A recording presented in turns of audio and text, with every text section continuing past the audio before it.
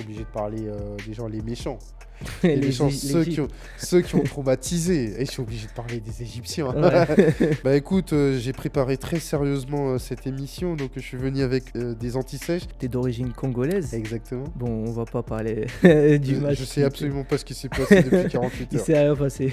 Le match a été reporté. Le match a été reporté et tout, il se rejouera en 2027.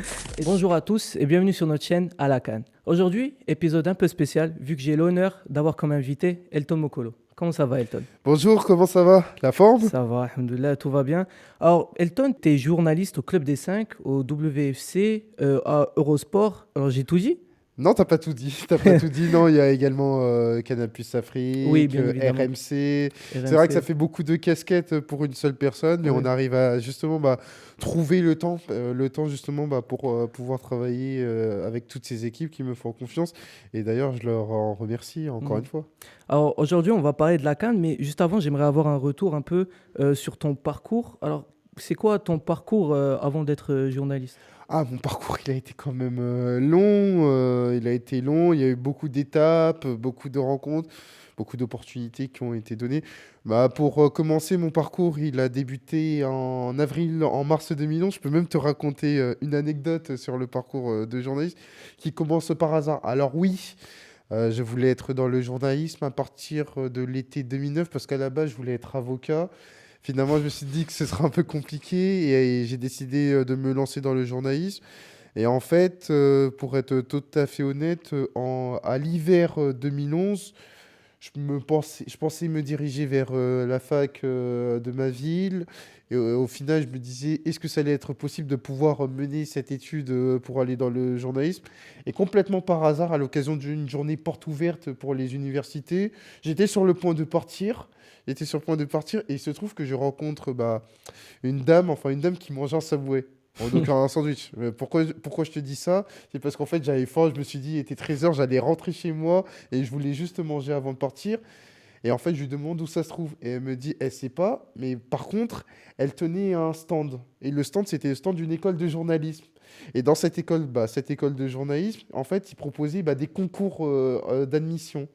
Et en fait, elle commence à m'en parler parce que à l'époque, moi, je me dis, le journalisme, ça peut m'intéresser. Et c'est comme ça qu'en fait, elle me donne les brochures pour participer au concours, complètement par hasard.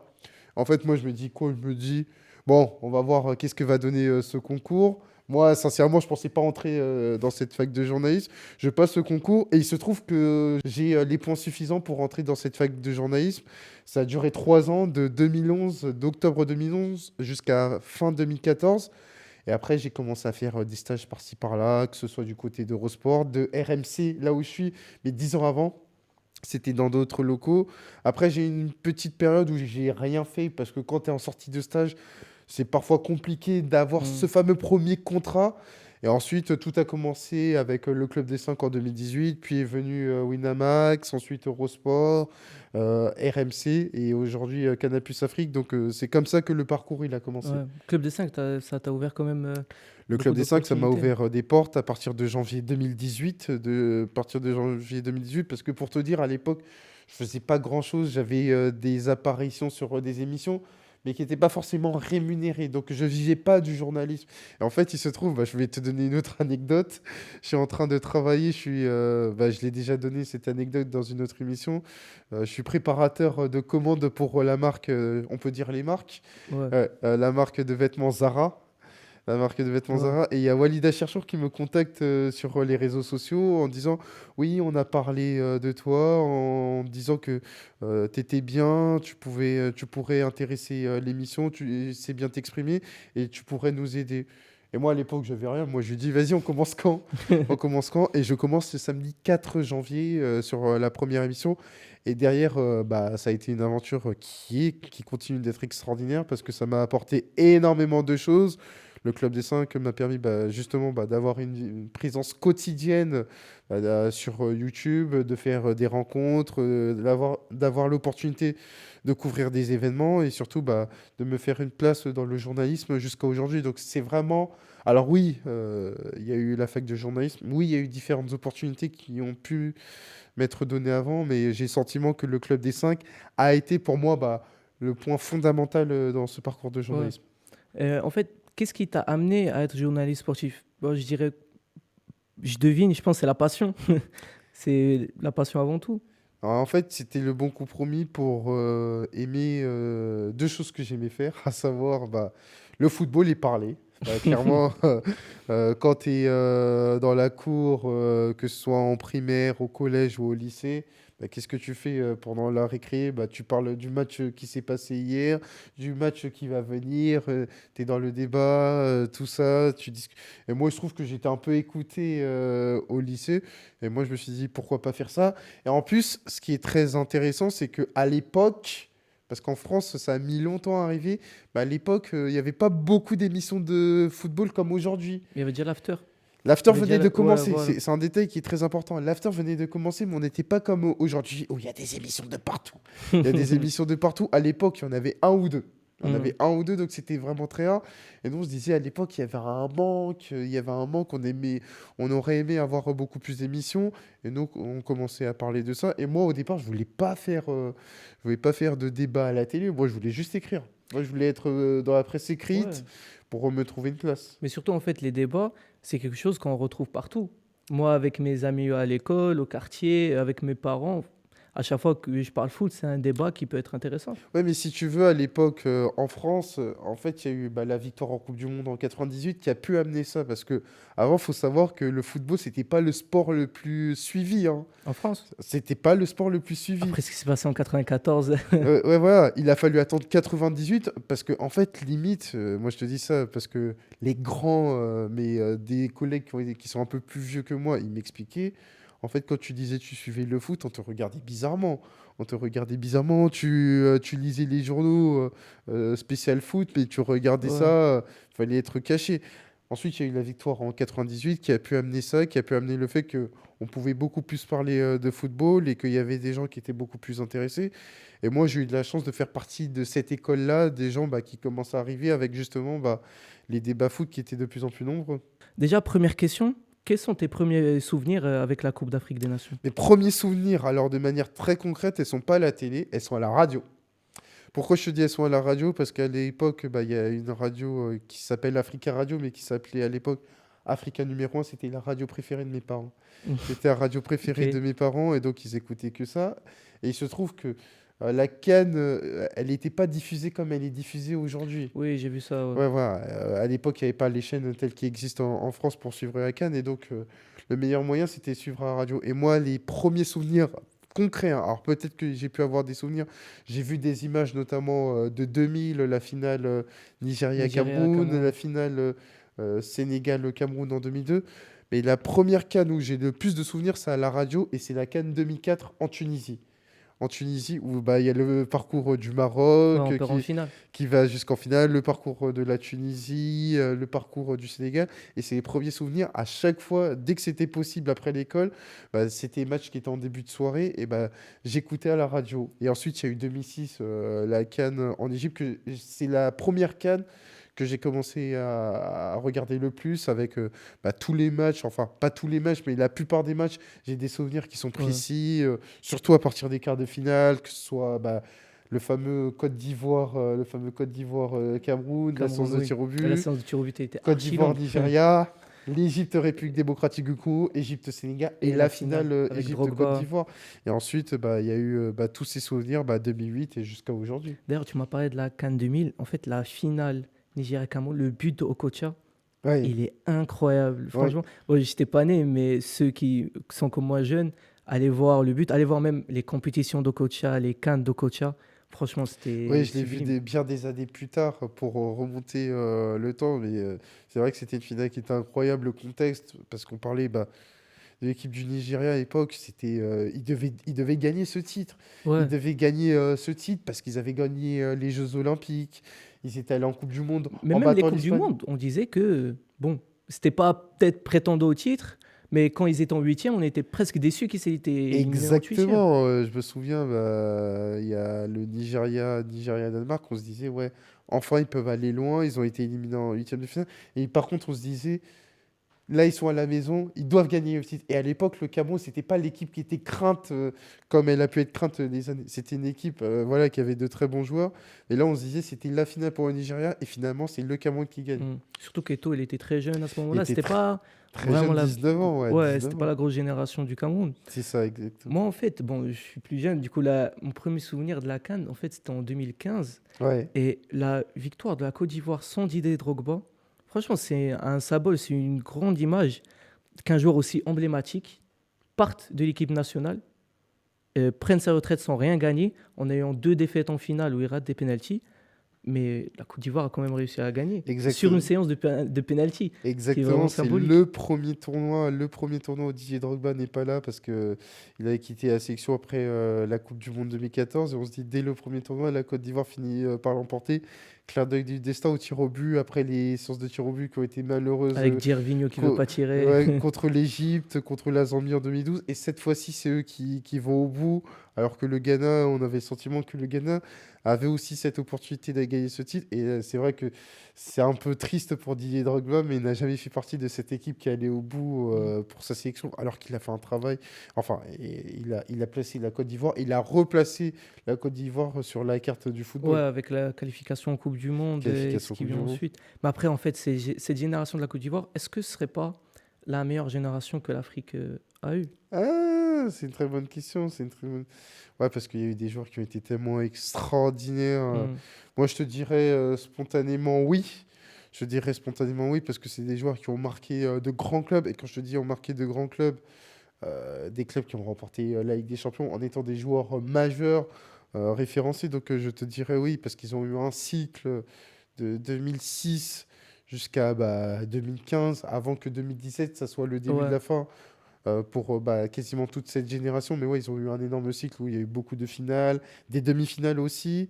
Il leur a peut-être manqué ce fameux parcours en Coupe du Monde. D'ailleurs, ce qui manque à la Côte d'Ivoire, ce parcours en Coupe du Monde où il pourra aller au minimum en quart de finale. Ils l'ont jamais fait et c'est un regret pour cette génération.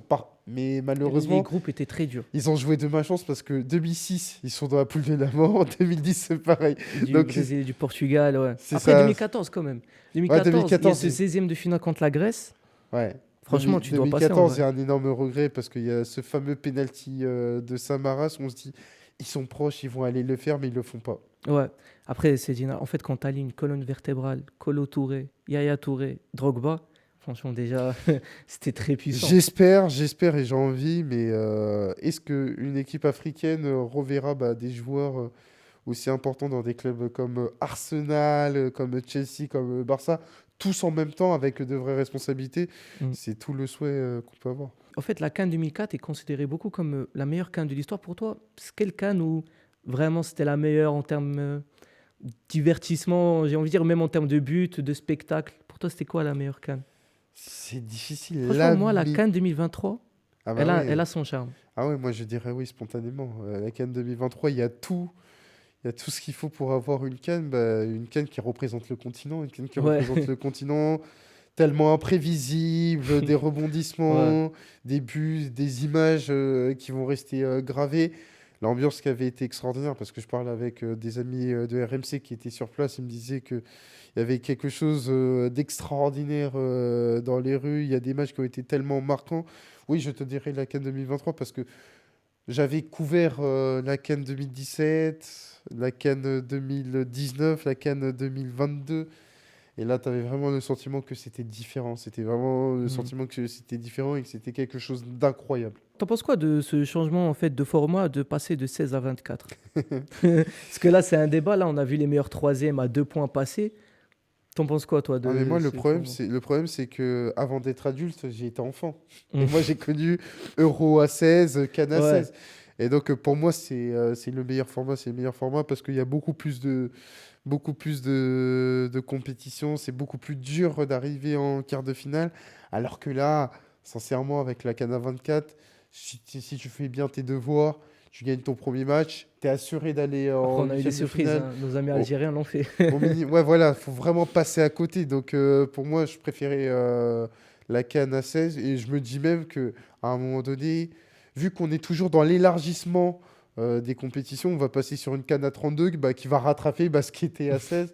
Ça veut dire, bah, on va quand même avoir des huitièmes de finale, mais on aura deux équipes qui passent parce que la formule de troisième équipe, je suis pas sûr qu'elle donne beaucoup de mérite à la troisième meilleure équipe. Je veux dire par là, une équipe comme la Tanzanie, elle est passée avec 2 points. C'est pas alors, un C'est grand, pas vraiment mérité. grand respect pour parce que c'était une qualification historique en huitième de finale, mais c'est pas vraiment l'idée que je me fais bah, d'une équipe qui doit passer un tour. Pour passer un tour, pour moi, tu dois au minimum bah, remporter un match. Moi, je préfère quand même 24 parce qu'à 16, il y avait des équipes, des grandes nations qui étaient parfois pas qualifiées à la CAN.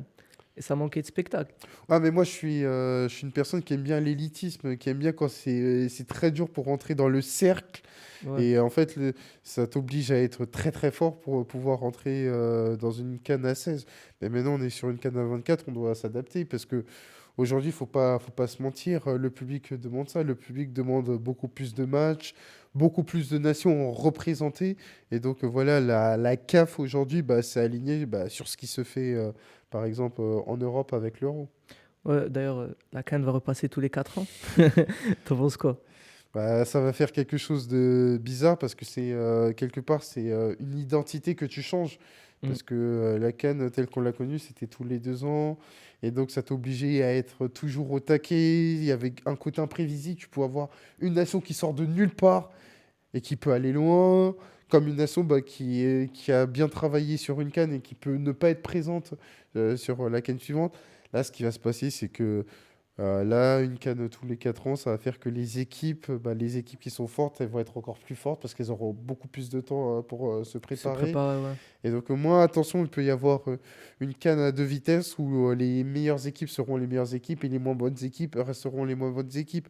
On ne sera pas sur le tournoi de tous les 2 ans où en fait, il peut y avoir des effets de surprise. Moi, ce qui me dérange vraiment, c'est qui le décide, en fait. Est-ce que c'est la CAF? Est-ce que ça vient de plus haut? En fait, je pense qu'ils veulent faire ce mondial des clubs, dont je suis pas vraiment d'accord, et mettre la CAN au second plan. Ouais, mais le truc, c'est que c'est un phénomène parce que moi, j'ai regardé ça pendant plusieurs années. Ça remonte à plus loin. Ça veut dire quoi? Ça veut dire que en fait, la CAF et globalement l'Afrique estimaient, à juste titre, estimaient qu'elle n'était pas assez représentée en Coupe du Monde.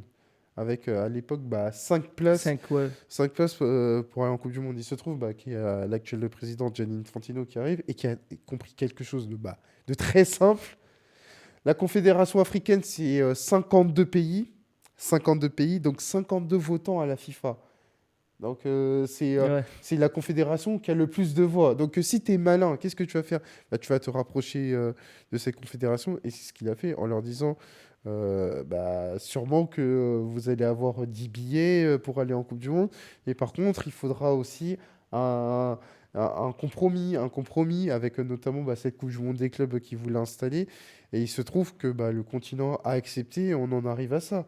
Donc aujourd'hui, je pense que dans la réflexion, notamment bah, du président de la CAF, le président Motsepe, il y a aussi cette idée que l'Afrique doit exister beaucoup plus au niveau mondial et ça passe par s'inspirer de ce qui se fait ailleurs. D'où le fait de passer à 4 ans, le fait aussi d'avoir une Ligue des Nations version africaine.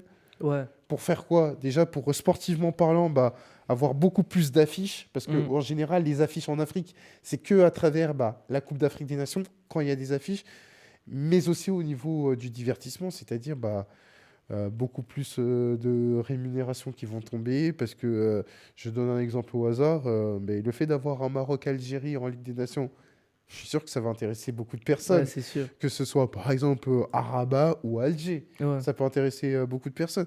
Donc c'est pour ça qu'aujourd'hui, bah, ils ont décidé de faire tout ça. Surtout qu'on n'a pas. Tu sais que Maroc-Algérie, la dernière fois qu'on a joué, c'était en 2011. Exactement. Donc, en vrai, en Europe, là où les gros Bah se jouent oui. tout le temps.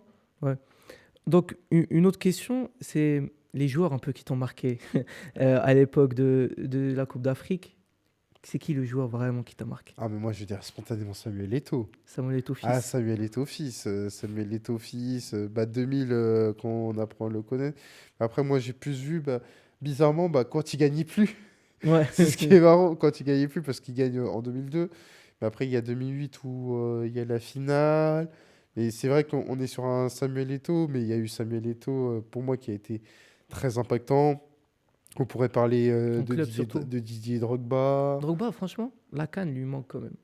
Pour le considérer comme meilleur joueur de l'histoire de l'Afrique, Ouais, cette CAN quand même lui manque. évidemment, évidemment, c'est toujours ce qui fait défaut sur le continent. Mais après, je suis obligé de parler des gens, les méchants. Les méchants, L'Égypte. ceux qui ont traumatisé. Et je suis obligé de parler des Égyptiens. Ouais. Ah, moi, j'ai grandi. Moi, j'ai surtout grandi avec eux. C'était les méchants du film. Celui qui sont là, ils sont pas là pour rigoler, ils sont là pour partir avec le plus gros trophée. Les Aboutrek, Les et les Hassan Houssem, les Osama Zidane. Hassan, Et même Ahmed Zidane, Hassan, là, le 10. Gédo en 2010. Gédo, Ouais, c'était le remplaçant. c'était particulier. Oui, c'était le remplaçant, mais à chaque fois qu'il entrait sur le terrain, c'était but. Il Ouais. marque en finale de la CAN. Et t'es obligé de C'était les parler vraiment, comme t'as dit, de c'était les ces méchants. Moteb, il était petit, mais qu'est-ce qu'il courait! Mais ça, c'est des joueurs qui m'ont El Hadari dans les buts. Ouais. Je suis obligé de parler d'eux. Moi, c'est les joueurs qui m'ont marqué parce que euh, là où je regarde beaucoup plus la CAN, c'est là où l'Égypte gagne tout. Bah ouais. En fait, et même maintenant, les Ivoiriens, là, ils vont jouer l'Égypte. En fait, Exactement. les Ivoiriens, ils ont un certain ego, ils ont peur de personne. Mais quand l'Égypte vient, aïe, là, les méchants sont là. Bah écoute, hier soir, on a fait une émission avec RMC. On avait un auditeur ivoirien. Il nous disait, ouais, mais on est obligé de les battre cette fois-ci. On est obligé pour 2006, pour 2008, pour 2022. On est obligé de les battre parce que c'est des images qui ont marqué le football ivoirien. Cette finale de 2006.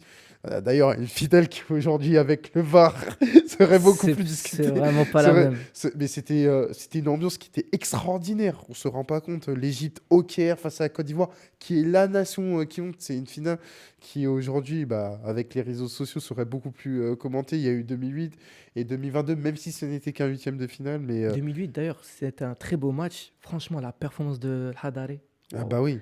Celui qui a dégoûté Drogba, Ah vraiment. bah bien sûr, 2008, on a une équipe incroyable du côté Le but de de... Kader Keita, mais Exactement, et on se dit que la Côte d'Ivoire, elle revient revancharde par rapport à ce qui s'est passé en 2006, et que enfin elle va passer notamment cette étape. Et c'est tout le contraire qui se passe.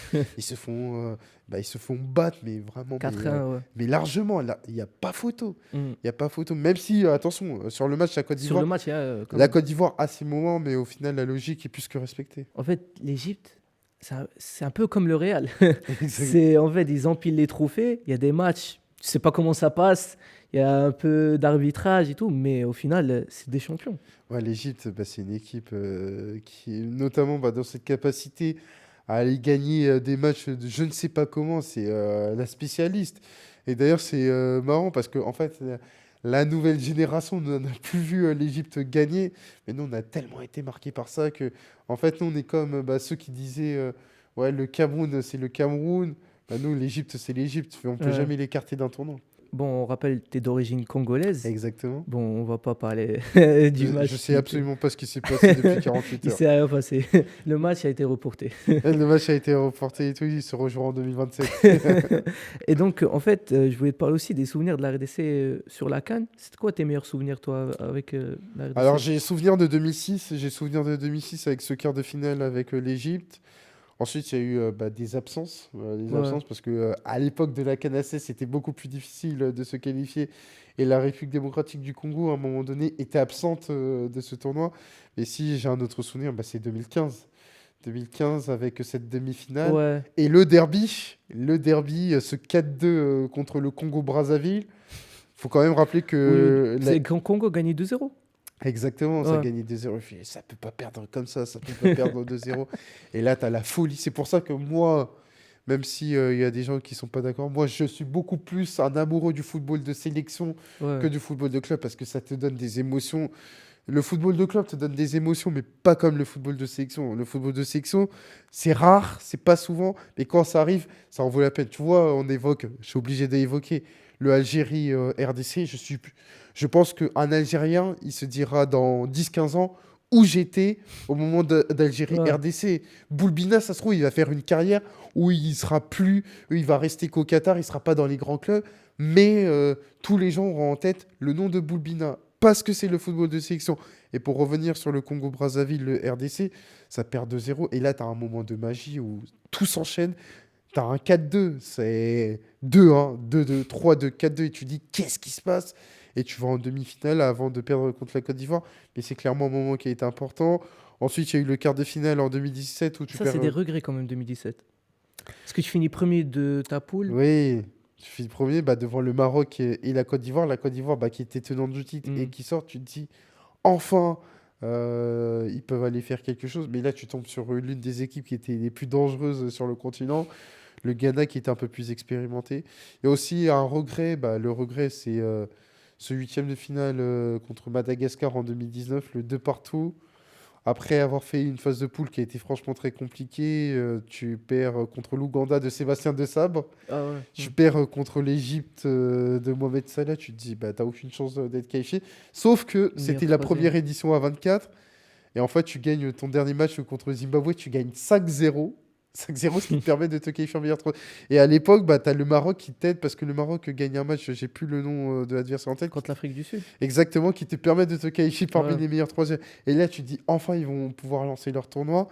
Et t'as cette élimination contre Madagascar, c'était sa première compétition. Et il se qualifie en quart de finale. Mais donc, c'est mes principaux souvenirs. Il y a bien Et évidemment. 2023, je pense que c'est le meilleur Et souvenir quand oui, il même. y a 2024 avec notamment bah, ce huitième de finale contre l'Égypte. Pour tout ce que représentait l'Égypte, à savoir, on peut pas battre l'Égypte en phase éliminatoire. Sauf que la RDC le fait. Il y a ce quart de finale contre Contre la la Guinée. Guinée. Et la demi-finale contre la Côte d'Ivoire, bien évidemment. Encore la Côte d'Ivoire en demi-finale d'une Coupe d'Afrique des Nations. Ouais, mais là, bon, la Côte d'Ivoire était meilleure encore. En Oui. fait, j'ai l'impression que c'est le même plafond de verre en 2023 qu'en 2025. Bien sûr, oui, c'est toujours le même plafond de verre, à savoir que bah, la République démocratique du Congo, c'est davantage par sa défense qu'elle va briller, cette organisation défensive, ce côté hermétique. Mais par contre, c'est ce que je dis souvent en émission, le meilleur entraîneur, c'est qui? C'est le but. Et donc, il Ouais. faut marquer des buts. Il faut marquer des buts pour pouvoir exister, pour pouvoir faire mal à l'adversaire, pour pouvoir gagner des matchs. Et c'est ce qui a manqué à la RDC. Mm. Maintenant, on est à l'aube des quarts de finale de la CAN 2025. On voit un phénomène assez spécial, c'est qu'il n'y a pas de surprise. En fait, on a tous les chapeaux 1 sont en quart de finale. Sur les 10 meilleures équipes au classement FIFA, on a 8. C'est les 8 qui sont en quart de finale. Comment t'expliques, toi, ce phénomène? Parce Bah, que comparé à la dernière CAN, où il y a eu que des surprises, là, c'est très différent. Bah écoute, j'ai préparé très sérieusement cette émission, donc je suis venu avec des anti-sèches. Non, plus sérieusement, ce qu'on peut expliquer, c'est par l'hyper-compétitivité du football africain. Pourquoi je dis ça? Il se trouve que le football africain et les sélections donc ont énormément joué. Ça veut dire quoi? Ça veut dire que il y a eu la Coupe d'Afrique des Nations en Côte d'Ivoire. Il y a eu une double session d'éliminatoires pour la Coupe d'Afrique des Nations, bah, justement au Maroc. Les éliminatoires pour la Coupe du Monde, les éliminatoires, c'est 10 matchs. Ouais. En plus des barrages notamment africains pour aller en barrage intercontinental. Ça veut dire quoi? Je vais te donner un exemple. Samedi, le Nigeria va jouer son 30e match officiel depuis le début de la CAN en Côte d'Ivoire et son premier match contre la Guinée équatoriale. Ça va être son 30e match. À titre de comparaison, l'Espagne, qui est l'équipe qui a le plus joué sur le continent européen, a joué seulement 21 matchs. Donc ça veut dire quoi? Ça veut dire que ce sont des équipes qui ont énormément joué et quand tu joues énormément, bah, il y a moins de surprises. C'est tout simple. Ouais, c'est ça. C'est tout simple, il y a moins de surprises, tu joues énormément et donc forcément, les équipes qui auraient pu te surprendre avant, c'est beaucoup plus compliqué. Et c'est des équipes bah, comme le Nigeria qui a joué énormément. Je pourrais évoquer bah, d'autres sélections comme la Côte d'Ivoire qui a joué énormément. Tout ça, ça t'aide pour justement bah, avoir des équipes bah, qui arrivent beaucoup plus prêtes parce qu'il y a eu cette session de double éliminatoire qui t'a aidé. Ouais, on va faire un petit retour sur les quarts de finale là, qui nous attendent. Le premier, Mali-Sénégal. Est-ce que tu vois le Mali piéger un peu le Sénégal? Parce qu'en fait, on a un Mali très différent de ce qu'on a vu, plus sur la rigueur défensive. On a un match contre le Maroc où vraiment, dans l'état d'esprit, ils ont été impressionnants, mais offensivement, voilà, c'est pas aussi abouti. T'en penses quoi, toi, de ce quart de finale? On reconnaît plus notre Mali. Ouais, c'est C'est ça. que Ce Mali euh, naïf, un peu. On l'a reconnu au premier match. oui, Et après, par contre, on avait un autre exactement. visage. J'en parlais bah, justement en émission hier avec Cédric Kanté qui a défendu les couleurs de cette sélection. Historiquement, le Mali, c'était une équipe qui était joueuse, agréable, mais naïve. Et là, on a le sentiment qu'avec notamment bah, l'entraîneur qui est arrivé, Saint-Fit, bah, qui est expérimenté sur ce continent, bah, c'est une équipe qui est arrivée sur un registre beaucoup plus cynique, un registre beaucoup plus, entre guillemets, bah, ils vont beaucoup plus être dans le combat, dans la rigueur. Et pour l'instant, ça leur réussit parce qu'ils passent les tours sans gagner un match, bien évidemment. Et moi, je me dis contre le Sénégal qui était mon favori sur cette Coupe d'Afrique des Nations, ne m'a pas non plus totalement convaincu. Et le Mali, porté par le fait qu'il y a ce sentiment de pouvoir affronter toutes les adversités possibles, le Maroc, la Tunisie à 11 contre 10, Ouais. ça les aide et qui peuvent gêner le Sénégal. Mais je vois quand même le Sénégal être au-dessus. Parce qu'en fait, le Sénégal, comme tu l'as dit dans une émission, n'est pas aussi dominant. En fait, contre le Soudan, moi, je me suis dit, le Soudan peut égaliser aussi en deuxième mi-temps. Ils ont eu les occasions, mais après, c'est une équipe quand même mentalement, Et c'est même elle mieux est que forte. ça, c'est même mieux que ça, c'est que le Soudan a la balle de 2-0. Les gens l'oublient Ouais, peut-être, mais le Sénégal peut avoir un 2-0. Alors ensuite, ils ont une force offensive qui est quand même impressionnante sur le continent, ce qui te permet de marquer 3 buts sur 3 matchs de Coupe d'Afrique des Nations, ce qui n'est ce pas qui est rien. très rare. Ouais. Ce qui n'est pas rien, tu es la deuxième attaque de cette compétition derrière le Nigeria. Mais par moments, tu as le sentiment que le Sénégal est à sa main et qu'il laisse un peu trop la porte ouverte à l'adversaire. Et moi, je me dis attention, parce que si tu laisses la porte ouverte à l'adversaire peut en profiter. Ouais. Et comment tu peux réagir? Là, pour le coup, tu as réussi à bien réagir après avoir encaissé ce premier but. Mais attention, notamment sur d'autres matchs, parce que là, les matchs, logiquement, vont être de plus en plus compliqués. Ouais. Mais surtout, en fait, le Sénégal a une force mentale. Ce qu'ils ont fait à Kinshasa, moi, ça m'a vraiment impressionné. On n'est pas là pour te faire mal, Elton. On n'est pas là pour les mauvais souvenirs. Mais en fait, ils ont cette force mentale. Après le but de Soudan, je les ai vus quand même, t'inquiète, je les ai vus quand même assez calmes. Et ils ont remonté le score facilement, on va dire. Mais en Même s'il y fait, a eu du quand on danger. parle du Sénégal, c'est qu'historiquement, pour moi, j'aime bien dire ce terme, mais c'est une équipe qui a des cicatrices. Mm. C'est une équipe qui a des cicatrices, et moi, je pense que c'est très important pour une équipe d'avoir des cicatrices. Pourquoi je dis ça? Pour gagner, notamment en 2022, le Sénégal a appris à perdre. Le Sénégal a eu des moments, bah, il y a 2017, cette séance de tir au but contre le Cameroun, la finale perdue en Égypte contre l'Algérie. Il y a aussi bah, ce huitième de finale contre la Côte d'Ivoire. Et tout ça, ça leur a servi. Ils abordent ces matchs avec beaucoup plus d'expérience, beaucoup plus de connaissances, notamment bah, en Afrique. Il peut se passer tout et n'importe quoi. Et donc, le Sénégal, bah, je pense qu'avec. Bah, il n'y a pas de secret, hein. On a beaucoup parlé d'un Sénégal où on disait oui, la nouvelle génération, elle est bien, elle est marrante, elle va pousser les anciens vers la retraite. Mais il y a Sauf que Mané, il est tu toujours là. t'aperçois, tu fais le bilan du Sénégal en Coupe d'Afrique des Nations, qui sont les meilleurs joueurs? Et Mané, Mané, Koulibaly. Koulibaly, Edouard Mendy, Et c'est les anciens. même Gay, Et Idrissa Gay, Gay. et Gay, Ouais. même s'il est un peu plus jeune. Mm. Pourquoi je dis ça? Parce que c'est les joueurs qui sont les plus expérimentés, qui ont le plus de connaissances bah, des matchs qu'ils ont gagnés, mais qu'ils ont aussi perdus. Et tout ça, ça leur sert. Ça veut dire quoi? Contre le Soudan, ils auraient pu être paniqués, mais encore une fois, ils arrivent à inverser la situation. Donc c'est pour ça que bah, euh, tout ce qu'ils ont pu connaître dans le passé, et bah, ça leur sert au moment d'aborder ces matchs. Et c'est bien d'avoir des cicatrices, même si ça fait mal. Ouais, mais ils ont cette touche de jeunesse avec Mbaye. Tu vois, Mbaye fait des Oui, rentrées fracassantes. oui, oui, lui, c'est. Bah, nous, on le voit notamment en France avec le PSG. Il a mis du temps. Alors, il a mis du temps. Attention, il faut quand même rappeler que le joueur n'a même pas 19 ans. Ouais, c'est ça. Ça, c'est quand même c'est très important. Il a eu parfois bah, des rentrées avec le PSG qui étaient poussives, mais moi, j'ai le sentiment que cette Coupe d'Afrique des Nations change sa carrière tout court, Ouais. parce que on avait un joueur qui pouvait avoir des performances avec le PSG. On se souvient du match contre le FC Barcelone. Et même avant d'aller en Coupe d'Afrique des Nations, il était sur 2 prestations intéressantes contre Rennes, où il met un super but, et contre Metz, où pour la première fois de sa carrière, il est nommé homme du match. Mais pour moi, le football de sélection te place à un autre statut parce Oui. que tu fais gagner ton pays. Et quand tu fais gagner ton pays, c'est pas pareil que de faire gagner son club. Faire gagner ton pays, il y a une autre pression. Et là, on a un joueur bah, qui est en train de crever les écrans, de crever l'écran, pardon, et qui a un niveau qui est quand même très très bien. Et on passe maintenant au prochain quart, ce fameux Cameroun-Maroc. Franchement, il y a beaucoup de pression.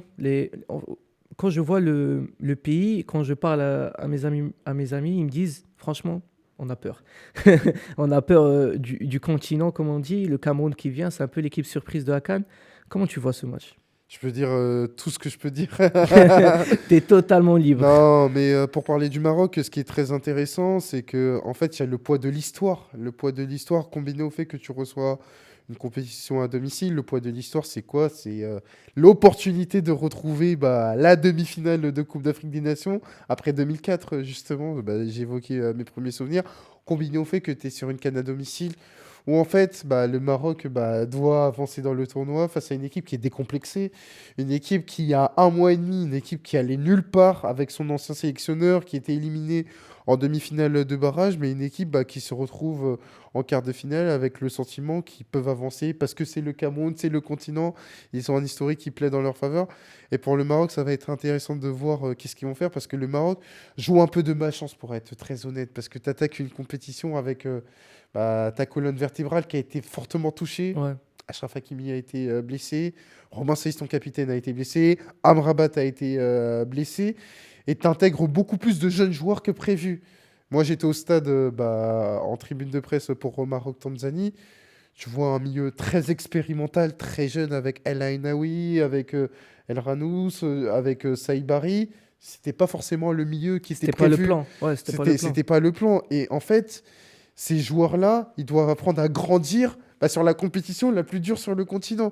Donc, est-ce qu'ils vont arriver au bout avec notamment ces contretemps? Ça va être la question, mais j'ai le sentiment que le Maroc peut et va faire le travail sur ce quart de finale. Parce que, en fait, est-ce que tu penses que le Cameroun a les capacités pour aller au bout? Franchement, de ce qu'on a vu sur la CAN, je pense que c'est le meilleur jeu, le plus plaisant. Mais est-ce que tu penses que ça peut suffire? Oui, ils peuvent aller au bout. Ils peuvent aller au bout. Même avec cet effectif, franchement, bon, sur le papier, on peut pas dire que c'est le meilleur effectif. Non, pour moi, c'est pas le meilleur effectif. Ils peuvent aller au bout. Après, ça veut dire quoi, aller au bout, gagner? Je pense pas qu'ils gagneront parce que j'ai des interrogations sur l'animation défensive Ouais. avec la défense à 3 qui peut. J'étais au stade également pour le Le Cameroun début d'Afrique contre du Sud. l'Afrique du Sud, ouais, il est C'est une catastrophique. équipe. C'est une équipe qui est à l'image de cette opération renouvellement d'effectifs. C'est une équipe qui est courageuse, qui aime bien aller de l'avant, mais qui peut laisser des espaces. Il y a là qui sont autour de son gardien et Passy qui est pas forcément le gardien le plus convaincant. Donc tout ça, ça peut être des limites, notamment quand tu vas avancer dans la compétition contre des équipes beaucoup plus fortes. Ouais. On passe au prochain quart. Alors, tu veux que je dise Algérie-Nigeria ou on fait semblant, on fait RDC-Nigeria? Ah non, Nigeria, Algérie. Nigeria-Algérie. Donc, en fait, ce cas aussi, j'en attends beaucoup. L'Algérie, avec Petkovic, c'est vraiment très différent de ce qu'on avait avec Belmadi. Petkovic est très froid, un jeu moins vers l'avant. Et le Niger aussi qui impressionne. Franchement, ce huitième de finale contre le Mozambique, où moi je voyais vraiment le Mozambique les déranger avec Moi aussi, je l'ai dit en ouais, émission. cette fameuse malédiction des 9 points. Mm. Mozambique qui est très forte, au final. Direct 4-0. Mais alors, on va commencer par l'Algérie. En fait, ce qui est très bien pour Petkovic, c'est qu'il ne parle pas, il ne parle pas la langue locale. Il ne parle pas la langue locale, donc tout ce qui peut se dire sur lui, en fait, Il s'en fout. il peut être imperméable. Mais pourquoi je dis ça? Parce que en fait, je pense vraiment que, j'en parle souvent avec mes amis algériens, je pense vraiment qu'il fallait trancher avec l'ère Belmadi et qu'il fallait un entraîneur qui était extérieur à tout ça, parce que Belmadi, c'était sur un plan affectif qui était très touché par l'environnement local. Et en fait, le fait d'avoir un Petkovic qui, attention, a été critiqué, Ouais, notamment sur les éliminatoires de Coupe d'Afrique des Nations, mais le fait d'avoir ce recul par rapport à ça, ça a pu l'aider pour se concentrer sur ce qui est le plus important, le terrain. Et en fait, on est sur un entraîneur de tournoi, on l'a vu en Europe avec la Suisse, c'est quand même 3 compétitions avec la Suisse, 3 compétitions, Coupe du Monde, Euro, mais aussi la Ligue des Nations où il est quand même allé en demi-finale avec l'équipe suisse face au Portugal. Il a cette expérience de tournoi qui remet à travers cette expérience lors de la Coupe d'Afrique des Nations du côté du Maroc. Et d'ailleurs, ce qui est très intéressant, c'est qu'on ne parle pas de l'Algérie avec les individualités. On sait très bien que dans l'équipe de l'Algérie, on aime bien parler des individualités. On a son joueur favori. Mais là, tu t'aperçois que quoi? Tu t'aperçois que sur les 4 matchs de Coupe d'Afrique des Nations, tout le monde a pu avoir son moment. ouais. On a parlé de Riyad De Mahrez, bien évidemment. Maza, On a parlé de Massa. oui. On a parlé de Boubina. On a parlé De Haj euh, Moussa aussi, il a eu de son Haj moment. Moussa. On a parlé de Lucas Zidane. Et au final, c'est le collectif qui en ressort grandi. Il a voulu parler davantage de collectif. On a le sentiment que cette équipe, aujourd'hui, le quart de finale, c'est très bien parce que il fallait chasser les fantômes de 2022 et de 2024 par rapport aux 2 dernières Coupes d'Afrique des Nations. Et sur le Nigeria, bah, c'est la confirmation d'une très bonne année 2025 qui se confirme en 2026 avec un Eric Chell qui est arrivé bah, il y a un an l'année dernière et qui fait du très bon travail. Et même s'ils ont été éliminés en barrage africain face au Congo, face à la République démocratique du Congo, c'est quand même une équipe qui arrive avec beaucoup d'expérience. Ils ont été finalistes de la dernière CAN et aujourd'hui, bah, ils confirment qu'ils vont être très difficiles à battre. Pour moi, c'est l'équipe qui a fait la meilleure impression pour Ouais, l'instant. pour l'instant. On passe au dernier quart, cette fois les méchants, comme on dit, contre le champion en titre. Les méchants qui n'ont pas vraiment été impressionnants. Franchement, l'Afrique du Sud, ils étaient à 10, bon, ils se sont contentés de défendre. Un premier match très difficile contre le Zimbabwe et ce huitième contre le Bénin où il a fallu être en prolongation. Contre la Côte d'Ivoire, et aussi en poule. Bon, elle n'a pas été vraiment impressionnante, mais un huitième où... Moi aussi, je voyais une petite surprise. Au moins un match plus serré avec le Burkina Faso. Au final, ça a été un match... ça n'a pas été match, en vrai, la Côte d'Ivoire a été meilleure. Comment tu vois, toi, ce quart de finale? Comment je le vois, l'Égypte va mettre sa plus belle tenue, Ouais. la tenue du méchant. La tenue du méchant du film, celui qui adore faire péter les plombs à l'équipe qui est annoncée favorite. Parce que moi, je fais un distinguo sur l'Égypte qui peut avoir un statut de favori qu'elle n'aime pas forcément. Je rappelle l'Égypte en 2019, Elle tout le se monde fait la voyait éliminer contre l'Afrique du tout le Sud. monde la voyait aller au bout. Mohamed Salah vient de remporter avec des champions. Ils ont fait 9 points sur 9 et ils sortent en huitième contre Contre l'Afrique du l'Afrique du Sud. Sud, ouais. De la même manière, tu te disais contre la République démocratique du Congo. Alors oui, ils ont eu des blessures comme celle de Mohamed Salah. Ils sont sortis. Par contre, en 2022, ils font un premier tour qui n'est pas forcément convaincant. Ils perdent contre le Nigeria. Mais à partir du moment où ils arrivent en huitième de finale contre Côte d'Ivoire, ils Tir au passent. but. Mais ça passe. Quart de finale contre le Maroc. En Ils passent en prolongation. prolongation. En Demi-finale demi, tir au contre le but. Cameroun. Ils passent. Ils s'arrêtent en finale de peu Contre le Sénégal. Donc là, ils sont sur leur meilleur rôle où ils n'auront pas forcément le jeu à faire. Ils n'auront pas forcément cette idée de se dire qu'on est l'équipe la plus attendue, même s'il y a Mohamed Salah. Et du côté de la Côte d'Ivoire, là, ils sont là où ils voulaient être. Ils sont là où ils voulaient être à partir du moment où, depuis qu'ils ont gagné, il y a un certain recul par rapport à phase de poule où ils se sont dit, bon, vous êtes gentils, les journalistes, vous pouvez nous critiquer. Mais nous, en Côte d'Ivoire, on est sorti 3e avec 3 points et on a gagné la compétition. Donc vous pouvez nous critiquer, il n'y a pas de souci. Mais par contre, nous, notre vrai tournoi, il commence en huitième de finale. Huitième de finale, premier match, la maison elle est rangée. 3-0, merci, au revoir. Mais il a trouvé l'équilibre au milieu avec Ernest Oulaye, là où Sangaré, Kessié, Fofana, c'était pas vraiment compatible avec Ernest Oulaye, franchement. Écoute, on avait eu le Club des Socs, on avait eu l'honneur de recevoir Emir Sfaye. Et déjà à l'époque, il nous expliquait qu'en fait, il y avait un problème de complémentarité. Ouais, il a mis série en 6. Ouais, c'est ça. Il y avait un problème de complémentarité. C'est pour ça que moi, ça m'a un peu surpris le fait de le voir de se contredire par rapport à ce qu'il nous disait, notamment en émission. Force est de constater qu'il a corrigé. Il a corrigé avec notamment Dinao, qui est très important et qui est l'une des révélations et qui s'inscrit en fait dans une équipe ivoirienne qui est complètement, qui est de plus en plus rajeunie parce que Amad Diallo, Diomandé, Bazoumana qui est très performant et Nao qui est très performant. Donc j'ai le sentiment qu'ils ont trouvé leur équipe pour avancer sur les derniers tours. Bon, on va finir cet épisode. Merci beaucoup Elton pour ton temps. C'était un vrai plaisir d'être c'était un honneur. L'université. J'ai failli me perdre dans cette université parce que c'est grand, c'est incroyable et très content de faire partie de votre émission au moins une fois. Ouais, je tiens à te remercier aussi pour mon intervention aussi à RMC After Foot. Ce fut vraiment un grand plaisir. Et aussi merci pour ce que tu fais dans tes émissions, que ce soit au WFC, le Club des 5. J'apprécie vraiment ton travail et merci beaucoup. Merci à tous pour avoir regardé cet épisode. On se retrouve pendant le débrief après-match Maroc-Cameroun. Merci à tous.